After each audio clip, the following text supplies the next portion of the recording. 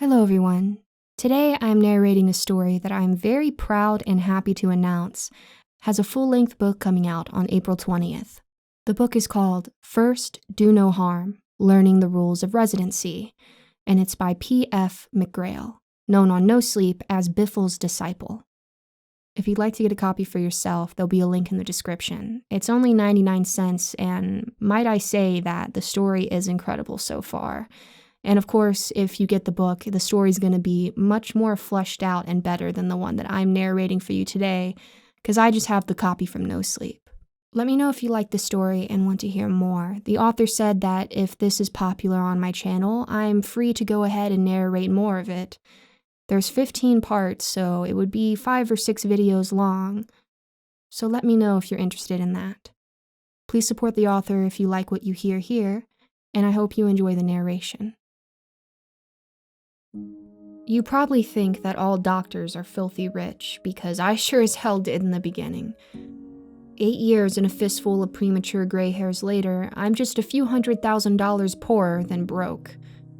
That would matter if I had a family to provide for, but the long hours in med school have led to an end of my last relationship and a countdown on the shelf life of my ovaries. I was in a take what I can get and be grateful situation. So, when St. Francis Hospital in Charleston, West Virginia offered me a position, I packed my sad life into 3 bags and sought opportunity in the hills of the Appalachia. 19 of us started in July, and 13 have since dropped out. I like to think of myself as the rat that wouldn't drown. Some people broke inside after watching children die because they weren't good enough doctors quite yet. Everyone has to be a rookie at some point. It's doubly hard when you have to inform the dead child's parents, who then beg you to tell them different news or scream that they want to die and just please kill them with whatever drug takes away the pain. But most of my incoming class couldn't handle the chief of medicine. Dr. Vivian Scritt is, without a doubt, the biggest bitch I have ever met. Now I know why. 19 of you start today, and we've got a pool going with bets on how long each of you will last, she told us on day 1. Don't feel any pressure, folks. I've talked with each of you in private, and my expectations are very low. She peered condescendingly over her thin spectacles, snorted, then turned around to walk away. You should know when to follow me and when to stay away, because I'm not going to waste time explaining what you should figure out on your own. We gawked at one another, all feeling weak and small, then scampered after her. I was last in line and felt out of place taking even that much.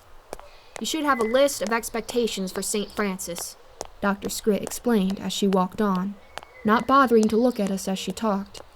I printed 18 sheets of rules so that you would have to challenge one another for them, knowing that one of you will be left behind. An icy cold settled in the pit of my stomach as I saw everyone look down a list of rules that only I did not have. If you cannot follow these rules, there will be no place for you in this hospital.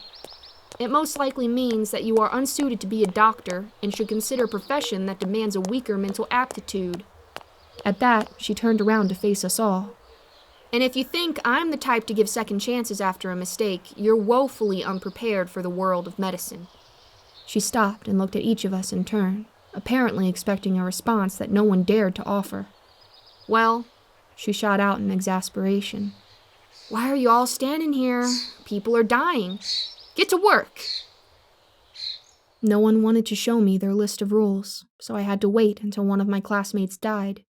It took nearly a week. I was working at 3 a.m. because I had only been on the clock for 10 hours. I was rushing into another room so that a patient wouldn't know I was Googling his symptoms. Doctors do this far more than you realize, and I saw Myron by himself in an OR. I stopped immediately. Myron? I squeaked. What the hell is that? His arms were working furiously, but his back was turned to me, so I couldn't see what he was doing. Something felt wrong. Myron was the pick of our litter. He'd been top 10 in his class at Johns Hopkins, and he would remind us of that fact in exchange for answering the questions that we were too terrified to ask Dr. Scritt. Slowly, I approached Myron, not wanting to startle him. We're really busy right now. Is there something you need help with? He showed no outward signs that he'd heard me. Instead, he kept pumping away furiously at the task at hand. When I was 5 steps from him, I could see drops of blood flying over his shoulder. which made no sense since he had been alone in the room. "Myron," I whispered, barely loudly enough to hear my own words. I slowly crept around his left side, finally bringing the scene into full view. Myron's abdomen was split from sternum to pelvis. His esophagus spilled out and his stomach sat on the table. A nest of quivering small intestine led from the bottom of his stomach back into his shredded torso. Myron showed no outward signs of pain. He was too busy working. He clutched his own stomach tightly in his left hand, the folds of squirting through his fingers like unbaked bread. His right hand was working furiously with a scalpel, sawing his organ into ribbons. Rivers of sweat poured down his forehead with the intensity of the effort. I tried to scream, but it only came out as a moan. That was enough to get Myron to notice me. Slowly, he raised his hand. Slowly, he smiled. It was not a happy smile. With eye contact locked on me, he licked his lips, angrily stabbed a piece of his stomach, and lifted it to his mouth. He bit. He chewed. Then he lunged. But most people don't know how to move with their innards splayed out for all the world to see, and this was his downfall.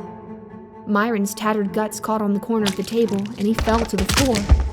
Finally, he started screaming. I learned very early in my medical career that compartmentalization is indispensable. That instinct took over my brain in the moment, and I acted clinically. Myron was still grasping his scalpel with his right hand. I kicked it, hard, and it flew out of his hands. He stared at me and screeched. With his entrails still wrapped around the table, I figured my best option was to retreat. I moved to the back of the room as a doctor and a janitor burst in. And in possibly the most shocking moment of the night, I realized that they were not shocked. Myron was anesthetized, subdued, and extracted within a minute of their arrival. For a moment, I was alone with a pool of blood and diced stomach lining. And something else. A sheet of paper lay on the floor, its corner just touching the edge of the creeping blood. Myron had dropped his list of rules. The practical part of my brain continued to drive me. I snatched the paper from the ground and quickly exited the room, taking care to avoid the puddle. I didn't want to leave any bloody footprints in my wake. I knew that I had to read the list as soon as I was able to find 30 uninterrupted seconds to myself. 3 hours later, I had my opportunity and ducked into a janitor's closet. With a shaking, exhausted hand, I pulled the chain on a bare bulb, tried to ignore the noxious smell of leaking ammonia, and read, St. Francis Hospital Rules, Guidelines for New Doctors. 1.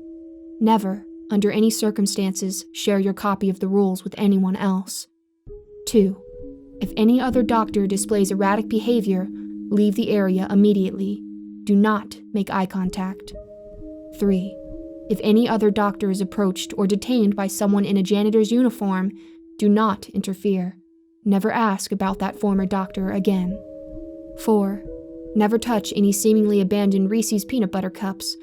Those are Dr. Scrit's favorite candy. 5. Any child that dies in St. Francis Hospital must be cremated within 120 minutes of the official time of death. If you suspect this rule has been broken, alert Dr. Scrit and the hospital will be evacuated. 6. There is no children's burn unit at St. Francis Hospital. If you find yourself there, continue walking until you return to familiar territory. This usually requires traveling in a straight line down the central hallway for 47 minutes. You will not reach a wall during that interval. 7. This rule is on a need-to-know basis. 8. A small quantity of sulfuric acid is kept in every room. This is only intended for the use on patients with severed spinal cords. If they attack, a hypodermic injection of H2SO4 into the cranium is the only way to subdue the subject. 9. The morgue must house at least 13 cadavers at all times. 10. If you find yourself on the hospital roof with no memory of how you got there, you have only 2 choices. Either wait for an extraction team to find you, or jump 4 stories to the sidewalk on Court Street. 11. If you see room 1913, do not look directly at the numbers. Do not open the door. This is by far the most important rule. My heart stopped when the door opened. Dr. Scrit was staring at me. What little emotions shined through her exterior seemed to be surprise. We both stood, frozen, for 5 seconds of agonized silence. Dr. Fellis, she drawled gravely. I'm shocked. She stared down at the bloodstained list of rules in my hand. I reached for words. Any words. Because literally any response would make me look less guilty than I did in that moment, staring up at my boss's boss's boss and saying literally nothing in my defense as she weighed my soul with her eyes. And I said nothing. You took a list that wasn't yours and were nowhere to be found after your coworker experienced such an unnatural incident. Dr. Scrit huffed through her nose. It seems you're willing to do the unthinkable in the name of getting what you need. And Myron couldn't even follow the most important rule. She clenched her teeth. I had a 4-year streak of predicting when incoming doctors will break the soonest. This will ruin my chances in the office pool. The ghost of a smile graced her lips before she turned to leave. Get to work, doctor. You've got 3 hours left on your shift, and those symptoms aren't going to Google themselves. I didn't realize that I'd been holding my breath until I heard my own gasp for air. Shaking, I slowly emerged from the janitor's closet. I quickly stuffed the list of rules back into my pocket, reflecting on the fact that I had just achieved what might be considered an actual win. Perhaps, just maybe, I would keep my head above water at St. Francis after all. I turned to head down the hall when I stopped in my tracks. Everything was unfamiliar. What the hell had happened? I glanced all around. The design of the hallway was familiar, but everything was off. I could hear people talking in the rooms, but the immediate vicinity was devoid of all people but myself. Nothing made sense. Then I looked up, and I'll be honest, I peed a little when I read the sign. St. Francis Hospital, Children's Burn Unit.